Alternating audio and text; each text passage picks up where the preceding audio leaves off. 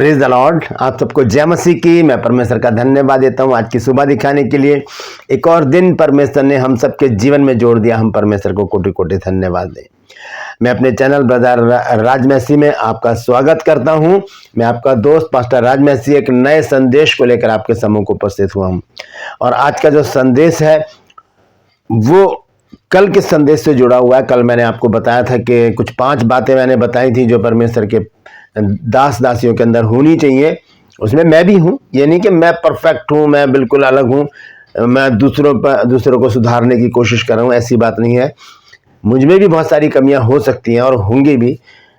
जो खुदा जानता है, परमेश्वर जानता है, तो मैं भी उसमें अपने आप को रखता हूँ कि वो 5 बातें मेरे अंदर भी होनी बहुत ज़रूरी है। मुझे भी पोलाइट होना ज़रूरी है। मुझे भी परमेश्वर के स्वभाव को, प्रभु यीशु मसीह के स्वभाव को अपने अंदर लेकर चलना ज़रूरी है। तो उस वचन से रिलेटेड आज का वचन है जो कल मैंने आपको बताया था। क्योंकि ऐसा हुआ कि मेरे एक बहुत अच्छे दोस्त है जिनका नाम है अशोक जाधव। तो उन्होंने मुझे मैसेज किया कि पास्टर जी सर, मैसेज तो बहुत अच्छा है आपका, लेकिन मैं चाहता हूं कि और आप इसको और खोल कर आप बता सकते थे, लेकिन आपने बताया नहीं। क्योंकि ये जो हमारा जो बाइबल कॉलेज है उसका एक सब्जेक्ट है। मैंने कल भी आपको बताया था, उसका सब्जेक्ट है रिलीजियस लीडर, यानी कि धार्मिक अगुवे। तो उसमें से लिया गया हिस्सा है। तो आज थोड़ा सा और मैं उसमें थोड़ा सा और डालकर आपको और खोलकर बताना चाहता हूं कि परमेश्वर के दास दासियों को कैसा होना चाहिए। क्योंकि परमेश्वर के लोग जो होते हैं वो परमेश्वर को रिप्रेजेंट करते हैं, परमेश्वर को आगे लेकर चलते हैं, लोगों के प्रति, लोगों को वो बताते हैं परमेश्वर के बारे में, वो परमेश्वर का प्रतिनिधित्व करते हैं और उनका सही होना बहुत ज़रूरी है। कुछ बातें हैं जो हम आज बाइबल से जानेंगे कि किस प्रकार से परमेश्वर के लोगों को होना चाहिए। उसमें सभी लोग आ जाते हैं, परमेश्वर के दास दासियां जो हैं, चाहे वो बिशप हो, भविष्यवक्ता हो, प्रेरित हो, पास्टर हो, डीकन हो या रेवरेंड हो, कोई भी हो, सब इसी कैटेगरी में आते हैं। क्योंकि हम सब परमेश्वर के सेवक हैं और चर्च बॉडी के एक हिस्सा है। चर्च में जो बॉडी होती है 9 लोगों की, उसमें हम सब हिस्सा होते हैं। तो हमें कैसा होना चाहिए ये जानना हमारे लिए बहुत ज़रूरी है।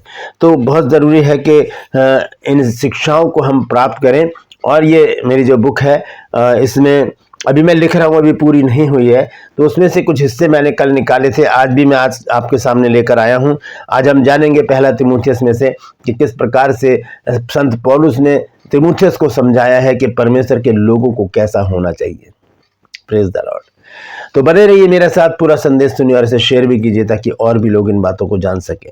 मेरे इस चैनल को सब्सक्राइब कीजिए, बेल आइकन को दबाइए ताकि नोटिफिकेशन आपके पास पहुंचे। नया वीडियो, नई जानकारी बिना व्यवधान, बिना रुकावट के आपके पास पहुंच जाए। मेरे वीडियोस को लाइक कीजिए और शेयर कीजिए और कमेंट्स बॉक्स में आकर मुझसे जरूर बातचीत कीजिए।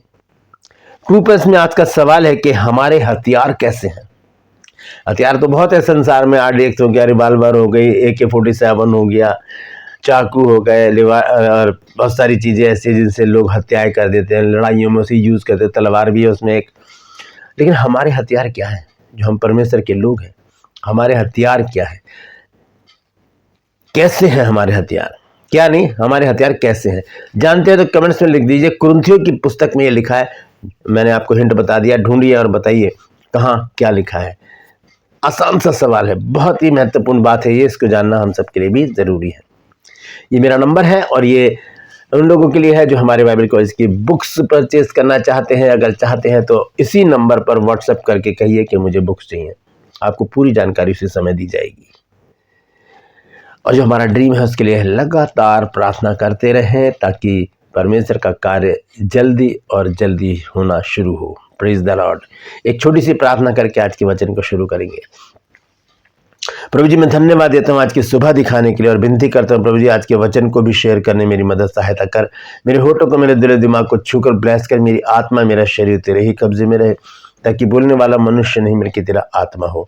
जो भी गूढ़ भेद की बातें आज के वचन में छिपी हैं वो हम पे प्रकट करना, ताकि प्रभु जी हम उन बातों को जाने और उसी के अनुसार अपने जीवनों को व्यतीत करने वाले बन सके।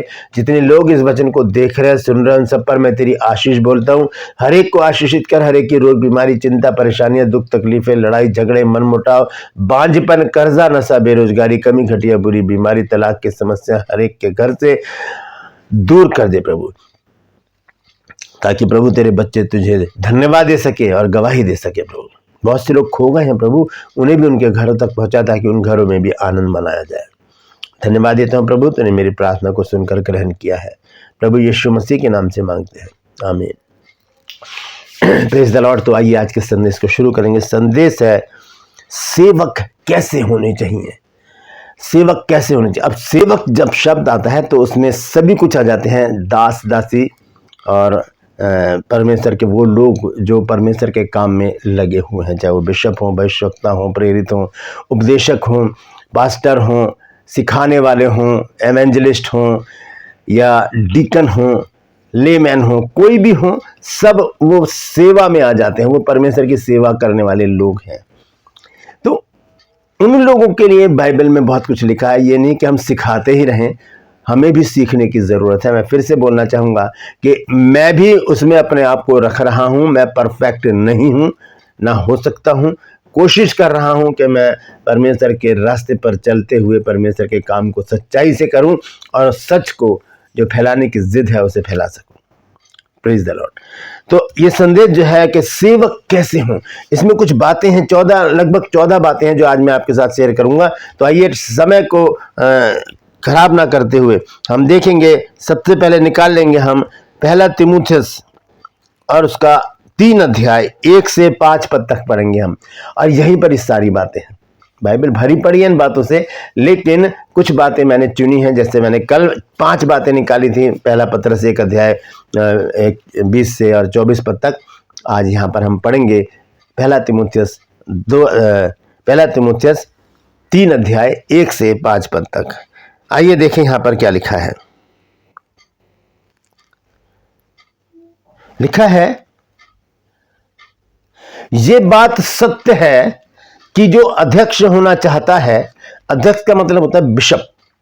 आपके बाइबल में देखेंगे आप, वहां पर स्टार बना होगा, फिर नीचे एक अंडरलाइन होगी, वहां पर उसका अर्थ लिखा होगा बिशप, या दास, दासी भी हम इनको कह सकते हैं। लिखा है जो अध्यक्ष होना चाहता है तो वह भले काम की इच्छा करता है। सबसे पहली बात क्या है, भले काम की इच्छा हमारे अंदर होनी चाहिए। भले काम की इच्छा, ये इच्छा हर एक परमेश्वर के दास दासी के अंदर होनी अनिवार्य है। बहुत जरूरी है कि हम भले काम करने में, जैसे कि इब्रानियों में लिखा है 10 अध्याय के 24-25 पद में हम पढ़ते हैं, तो वहां लिखा है कि भले काम और प्रेम में उस्काने में एक दूसरे की चिंता किया करें। तो सबसे पहला काम यहां पर क्या है, भले काम करने की इच्छा। भले काम करने की इच्छा, क्योंकि अगर बुरा काम करेंगे तो वहां पर सुबोपदेशक की पुस्तक में लिखा है कि बुरे काम के दंड की आज्ञा फुर्ती से नहीं दी जाती, इसलिए मनुष्य का मन बुरे काम करने की इच्छा से भरा रहता है। तो बुरा काम नहीं, कोई बुरी बात हमारे दिमाग में, मन में, होठों पर, दृष्टि में नहीं होनी चाहिए, बल्कि भले काम की इच्छा परमेश्वर के दास दासियों के अंदर हर समय जागृत रहनी चाहिए कि हम किसके लिए भलाई कर दें, किसके साथ भला करें। क्योंकि वचन बताता है हमें, भजन संहिता 119 अध्याय के 68 पद में लिखा है कि तू भला है और भला करता भी है। कौन भला है? परमेश्वर, और हम उसकी संतान है, तो हमें भी भला होने की जरूरत है। भला होने की जरूरत है। और ये नहीं कि हम अपनों के ही साथ भले हों, पास्टर लोगों के लिए कह रहा हूं कि अपनी कलीसिया के लिए भले हों या अपने लिए भले हों, हमें दूसरे पास्टर का भी आदर करने की जरूरत है। तो लिखा है कि तो वह भले काम की इच्छा करता है। दूसरे पद में लिखा है तो चाहिए कि अध्यक्ष कैसे हो, निर्दोष। पहली बात। दूसरी बात है, ये पहली बात मैंने आपको बताई, भले काम की इच्छा उनके अंदर होनी चाहिए। दूसरी बात, निर्दोष होनी चाहिए हर एक बात में। निर्दोष इसलिए क्योंकि कोई उंगली ना उठा दे कि आप तो खुद ऐसे काम कर रहे हैं, आप हमें क्या शिक्षा दोगे, आप तो खुद झूठ बोल रहे हैं, आप हमें क्या शिक्षा दोगे, आप तो खुद लालच कर रहे हो, हमें क्या शिक्षा दोगे। आज यूट्यूब पर मैंने जब मैं मैसेजेस पढ़ रहा था लोगों के, तो एक बहन ने लिखा कि मैं एक चर्च में एक्टिव मेंबर हूँ, वर्शिप करती थी, लेकिन धीरे धीरे मुझे पता चला कि पास्टर जी तो लालची है, उनकी वाइफ जो है वो पैसा पैसा पैसा पैसा हर समय करते रहते हैं। तो ये तो गलत है, ये तो गलत है। यहाँ पर तो आप दोषी ठहर गए ना। तो यहाँ पर हमें क्या बताता है परमेश्वर का वचन, निर्दोष होने की जरूरत है। डैनियल कैसे बचाया गया शेर की मांद में से, क्योंकि वो निर्दोष था परमेश्वर की दृष्टि में भी और राजा की दृष्टि में भी। जब राजा वहां पर आया, उसने कहा कि हे परमेश्वर के संतान, क्या तुझे परमेश्वर तेरा परमेश्वर तुझे बचा सका। उसने कहा हाँ राजा, क्योंकि मैं तेरे दृष्टि में और परमेश्वर की दृष्टि में निर्दोष रहा हूं। तो दूसरी चीज क्या है, निर्दोषता हमारे अंदर होनी चाहिए। कोई भी दोष हमारे अंदर ना पाया जाए कि लोग उंगली उठाएं कि आपके अंदर ये बात है, आप तो क्रोध करते हो, आप तो चिढ़ते हो, आप तो दूसरे पास्टरों का अनादर करते हो, आप तो लालच करते हो, आप तो व्यभिचार करते हो, आप तो बहुत सारे ऐसे काम करते हो जिनको मुंह से बोलना भी गलत है। ये हम पर दोष लगाया जाता है। इन बातों से हमें कैसे रहना, निर्दोष। दूसरी बात है ये, पहली बात क्या थी, भले काम करने की इच्छा हमारे अंदर होनी चाहिए। दूसरी बात, निर्दोष होने की जरूरत है परमेश्वर के दास दासियों को। नहीं तो जो लोग बाइबल नहीं पढ़ते वो हमें पढ़ते हैं। मैंने कल भी बताया था कि जो बाइबल नहीं पढ़ते वो हमें पढ़ते हैं, हमको पढ़ते हैं वो कि कैसा था मसीह। हम मसीह का प्रतिनिधित्व करते हैं, हम उसके आगे चलने वाले लोग हैं, पीछे पीछे प्रभु चलता है हमारे। लूका 10 अध्याय में जब हम पढ़ते तो वहाँ पर लिखा है कि प्रभु यीशु मसीह ने दो दो करके उनको भेजा, अपने से पहले उनको भेजा। इसका मतलब पीछे से प्रभु यीशु मसीह भी उनके चल दिए थे। तो हम प्रभु यीशु मसीह का प्रतिनिधित्व करते हैं, तो हमें कैसा होना चाहिए, निर्दोष होना चाहिए हर एक बात में, शारीरिक रीति से, आत्मिक रीति से, सामाजिक दृष्टि से भी हमें निर्दोष होने की जरूरत है, ताकि कोई उंगली उठाने की हिम्मत ना करे। Praise the Lord. तीसरी चीज है, एक ही पत्नी का पति। एक ही पत्नी का पति, ये नहीं कि किसी से लव कर लिया या किसी से रिलेशन में चले गए या दूसरी शादी कर ली, कहीं और शादी करके आ गए और यहाँ पर भी आपकी पत्नी है, किसी दूसरे शहर में भी आपकी पत्नी है। तो ये चीज परमेश्वर के दास दासियों के लिए गलत है, परमेश्वर के सेवकों के लिए ये बात शोभा नहीं देती। लिखा है एक ही पत्नी का पति होना चाहिए वो, क्योंकि ये किसको दर्शाता है, पवित्रता को। अगर एक से ज़्यादा पत्नी है या संबंध है तो वो व्यभिचार को दर्शाता है, वो अपवित्रता को दर्शाता है। ये तीसरी बात होनी चाहिए हमारे दास दासियों में, परमेश्वर के दास दासियों में ये विशेषता, ये क्वालिटी होनी बहुत ज़रूरी है। चौथी बात है, संयमी होना चाहिए। संयमी, जो परमेश्वर के लोग हैं उनको संयमी होना, ये नहीं कि बात बात में क्रोधित होकर, छोटी छोटी बातों पे गुस्सा होकर चिड़चिड़ाने लगे, उसने मुझे ऐसे बोल दिया, तुम क्या करते हो, तुम ये हो, तुम वो हो, मुझ पर दोष क्यों लगाते हो, अपने आप को देखो सबसे पहले। नहीं, परमेश्वर के लोगों को संयमी होना जरूरी है। क्यों? क्योंकि जब आत्मिक फलों को जब हम पढ़ते हैं गलातियों 5 अध्याय 22 और 23 पद में, तो वहां पर लिखा है, पर आत्मा का फल आनंद, प्रेम, शांति, धीरज, कृपा, भलाई, विश्वास, नम्रता और संयम है। संयम, अपनी ज्ञानेंद्रियों पर संयम रखने की जरूरत है। संयमी, व्यभिचार हमें भड़काने ना पाए, क्रोध हमें भड़काने ना पाए, घमंड हमें भड़काने ना पाए, लोग हमें भड़काने ना पाए, लड़ाई झगड़े हमें भड़काने ना पाए। हम संयमी बने रहें और परमेश्वर की स्तुति आराधना करते रहें, धन्यवाद देते रहें, परमेश्वर के वचन को बांटते रहें। संयमी होना बहुत ज़रूरी है। पांचवी बात है सुशील। सुशील का मतलब होता है जेंटल, यानी कि भद्र व्यक्ति, भले काम करने वाला, शांत रहने वाला। सुशील, बहुत ही शांत रहने वाला, ऐसा हमें होना चाहिए, शांत स्वभाव का। जैसा स्वभाव मूसा का था, वैसे मूसा ने कितनी बड़ी मिनिस्ट्री की और लोग उसके ऊपर चढ़ आते थे, 20-25 लाख के करीब लोग थे और लोग उस पर चढ़ आते थे और बहुत कुछ बोलते थे उसको। वो शांत रहता था, परमेश्वर से जाके बोलता था। जब परमेश्वर से दंडित करता था, उन लोगों को दंडित करता था, तो वो फिर दंडवत करता था परमेश्वर को, कहता था माफ़ कर दे प्रभु, माफ कर दे। तो ऐसा ही स्वभाव हमारा होना चाहिए, सुशील होना चाहिए परमेश्वर के दास दासियों को। सुशील का अर्थ मैंने आपको बता दिया है, जेंटलमैन, सभ्य, सभ्य जिसे कहते हैं। और भी इसके वो है भद्र पुरुष होना चाहिए हमें, भद्र, भले लोग हमारी तारीफ करें कि ऐसा व्यक्ति हमने कहीं नहीं देखा, ऐसी स्त्री हमने कहीं नहीं देखी। तो इसी तरह से हम देखते हैं 5वां पॉइंट। हमने 6ठा पॉइंट हम देखेंगे, वो है सभ्य। ये भी इसी से मिला हुआ है, सुशील और सभ्य दोनों एक ही चीज़ है, लेकिन मैंने इसको अलग किया। 6ठा पॉइंट क्या है, सभ्य। हमें सभ्य होने की ज़रूरत है, मतलब सभ्यता के अनुसार चलने की ज़रूरत है। परमेश्वर के लोगों का आदर करने की ज़रूरत है, परमेश्वर के लोगों को सिखाने की ज़रूरत है, परमेश्वर के लोगों से प्रेम करने की ज़रूरत है, परमेश्वर के लोगों के साथ रहने की, उनको सिखाने की, उनको आगे बढ़ाने की एक ललक हमारे अंदर होनी चाहिए। ऐसे परमेश्वर के दास दासियों का होना बहुत ज़रूरी है। फिर 7वां पॉइंट हम देखेंगे, और वो है पहुनाई करने वाला। पहुनाई करने वाला, कोई भी आए घर में, ये नहीं कह रहे यार ये तो कैसे टाइम पर आ गए, नहीं, उनकी पहुनाई करें। क्योंकि क्या होता है, वचन में लिखा है कि हम इस तरह से अनजाने स्वर्गदूतों की पहुनाई करते हैं।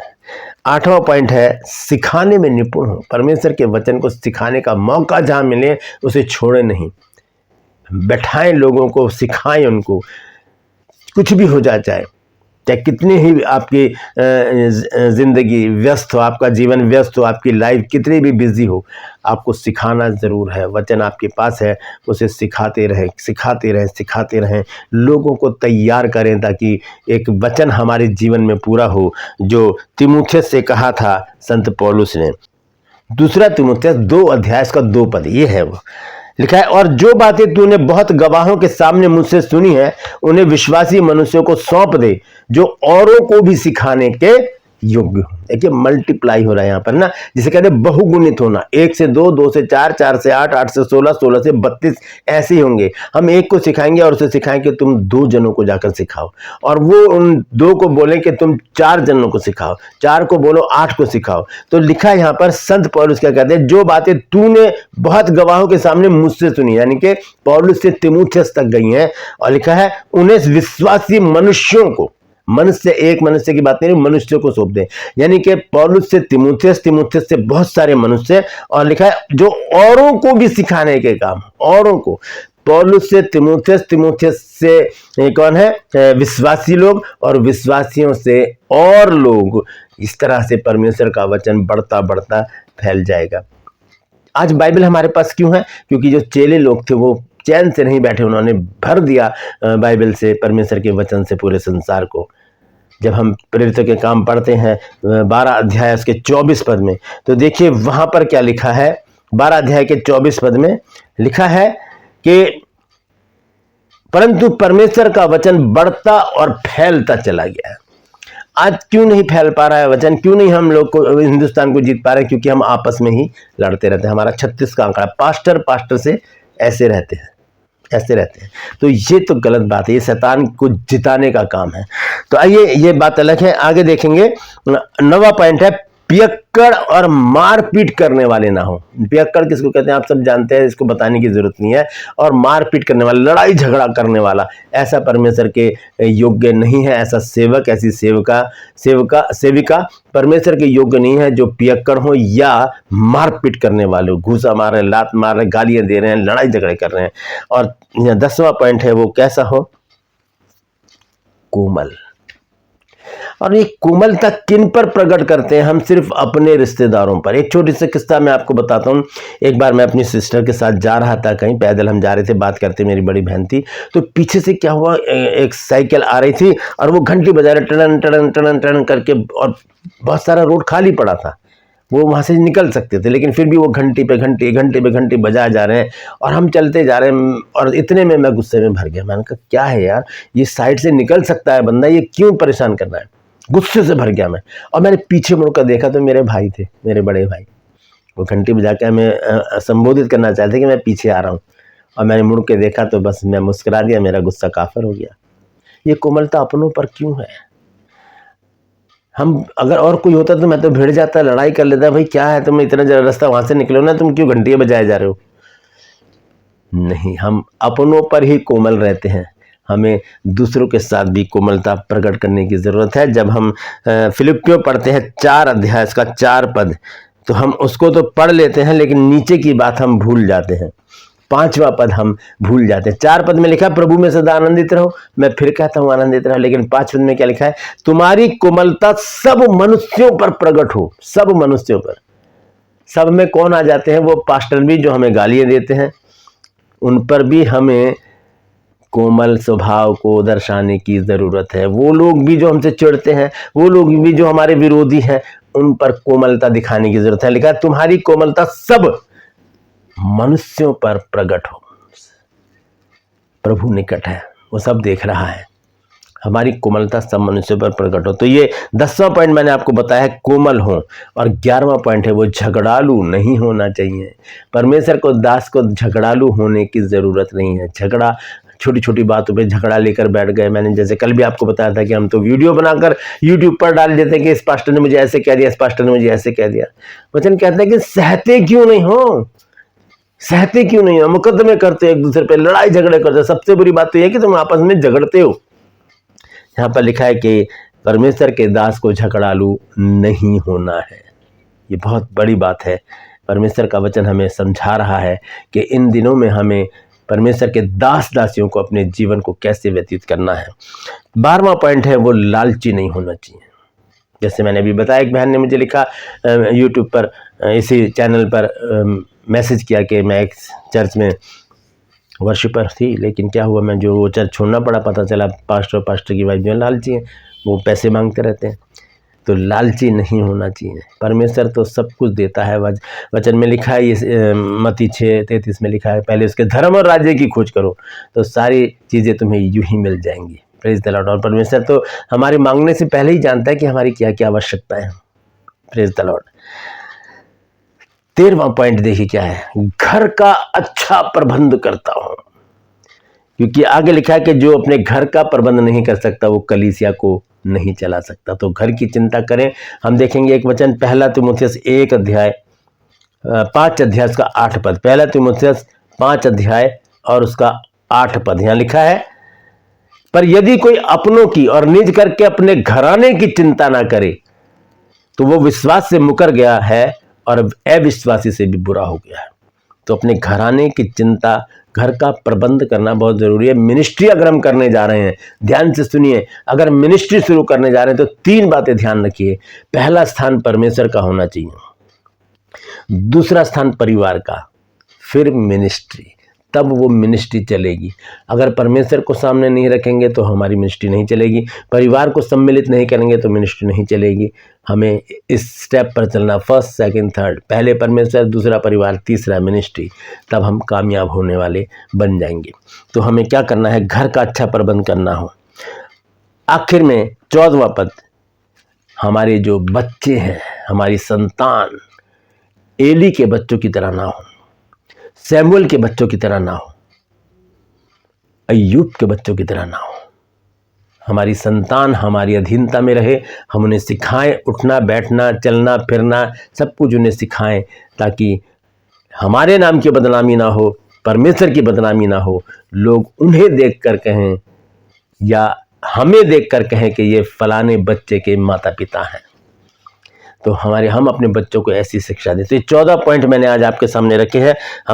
मैं दोबारा से पढ़ देता हूं इनको। 3 अध्याय 1 से 5 पद तक लिखा है, ये बात सत्य है कि जो अध्यक्ष होना चाहता है तो वो भले काम करने की इच्छा करता है। पहली बात, सो चाहिए कि अध्यक्ष निर्दोष और एक ही पत्नी का पति, संयमी, सुशील, सभ्य, पहुनाई करने वाला, सिखाने में निपुण, पियक्कर या मारपीट करने वाला ना हो, वरन कोमल हो और ना झगड़ालू हो और ना लोभी हो।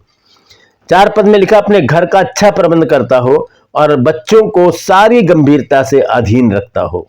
जब कोई अपने घर का ही प्रबंध करना ना जानता हो तो परमेश्वर की कलीसिया की रखवाली क्यों करेगा। दोस्तों ये बहुत ही महत्वपूर्ण संदेश है परमेश्वर के दास दासियों के लिए। बार बार पढ़ें इस वचन को 1 से 5 तक, या आगे भी पढ़ें पूरा। पहला तीमुथियुस 3 अध्याय 1 से 5 तक पढ़ें। ये बातें हमारे अंदर होनी ज़रूरी है। अगर नहीं है तो हम परमेश्वर के दास दासी कहलाने के योग्य नहीं हैं। मैं अपने को भी उसमें डाल रहा हूँ, मैं भी उसी में हूँ, मुझ में भी ये बातें होनी बहुत ज़रूरी है। Praise the Lord. परमेश्वर इन वचनों के द्वारा हम सबको आशीष दे। यदि आज आपने कुछ नया सीखा है तो कमेंट्स में ज़रूर लिखिए और इस वचन को शेयर कीजिए और पास्टरों तक पहुंचाइए, क्योंकि हो सकता है कि किसी पास्टर में कोई कमी हो तो वो इस वचन को सुनकर अपने आप को बदलने का प्रयास करें। कलीसिया के लिए हमें एक आदर्श बनना है। कलीसिया हमें देखकर चलती है, ना कि हम कलीसिया को देखकर चलते हैं। हमें उनको अच्छा भोजन देने की ज़रूरत है। शारीरिक भोजन तो हम देते हैं, लेकिन आत्मिक भोजन भी उन्हें परफेक्ट देना चाहिए, ऐसा कि उनकी उन्नति हो, तरक्की हो और वो आत्मिक उन्नति में बढ़ते चले जाएं। Praise the Lord. ये वचन मैंने भाई अशोक जाधव जी के कहने पर तैयार किया है। अगर आपके मन में भी कोई सवाल आता है, ऐसे ही आप चाहते हैं कि उस पर वीडियो बनाया जाए, तो मुझे ज़रूर मैसेज कीजिए। इस नंबर पर व्हाट्सएप मैसेज करके मुझसे रिक्वेस्ट कीजिए, मैं उस पर वीडियो बनाने की पूरी कोशिश करूँगा। Praise the Lord. True pulse में आज का सवाल है कि हमारे हथियार कैसे हैं। इफिसियंस 6 अध्याय की बात नहीं कर रहा हूं मैं, आपको बताना हमारे हथियार कैसे हैं। कुरिन्थियों की पत्री में लिखा है। जानते हैं तो कमेंट्स में लिख दीजिए, नहीं तो डिस्क्रिप्शन में आपको इस सवाल का जवाब मिल जाएगा। ये मेरा नंबर है। अगर आप चाहते हैं हमारे बाइबल कॉलेज की कुछ बुक्स परचेस करना, तो इस नंबर पर व्हाट्सएप मैसेज कीजिए और लिखिए कि मुझे आपकी बुक चाहिए। मैं आपसे गुजारिश करता हूँ मेरे इन चैनल्स को सब्सक्राइब कीजिए, बेल आइकन को दबाइए, ताकि नोटिफिकेशन आपके पास पहुँचे। नया वीडियो, नई जानकारी बिना व्यवधान, बिना रुकावट के आपके पास पहुँच जाए। मेरे वीडियोस को लाइक कीजिए और शेयर कीजिए। कमेंट्स बॉक्स में आकर मुझसे ज़रूर बातचीत कीजिए। Praise the Lord. आज के लिए बस इतना ही। फिर मिलूंगा एक नए संदेश के साथ, एक नया वीडियो लेकर। तब तक के लिए मुझे इजाज़त दीजिए, लेकिन अपना और अपनों का ख्याल रखिए और ध्यान रखिए। अगर आप दास दासी हैं तो आपको परमेश्वर के योग्य बनने की ज़रूरत है। Praise the Lord. परमेश्वर आप सबको आशीष दे।